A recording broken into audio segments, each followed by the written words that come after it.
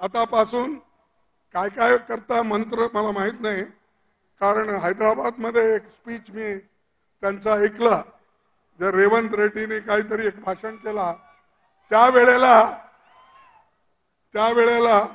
त्यानं सांगितलं, राजस्थानमध्ये त्यांनी सांगितलं, जर तिथला गहलोत हा जादूगार आहे तर मी चमत्कार करणारा माणूस, असं त्यांनी सांगितलं. म्हणजे त्यांनी सगळ्यांना कोणत्याही रीतीने दाबून ठेवण्याचं काम करतोय, खोटं बोलतोय, आणि त्याच्यासारखं खोटं बोलणारा माणूस कुठेही तुम्हाला मिळणार नाही. काय केलं त्यांनी सांगितलं, तुम्हाला 2-2 कोटी नोकरी प्रतिवर्ष देतो म्हणला की नाही? मग मिळाले.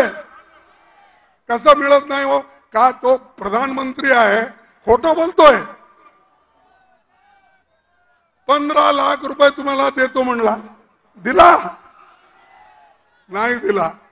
मग का प्रधानमंत्री खोटं बोलतोय का आम्ही सांगणारे खोटं बोलतोय? आणि हेच पार्लमेंटमध्ये असं सांगतोय. आता पुन्हा एक नवीन चमत्कार करू लागलाय.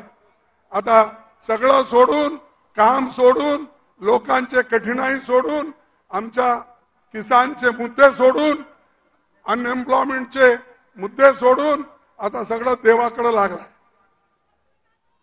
देवाकडे लागून ह्या इलेक्शनमध्ये ते सगळं एक एक करून भजन करत तुमच्याकडे येईल.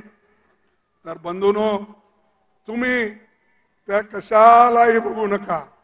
देशासाठी, देश वाचवण्यासाठी तुम्हाला इंडियाला महत्व द्यायचं आहे.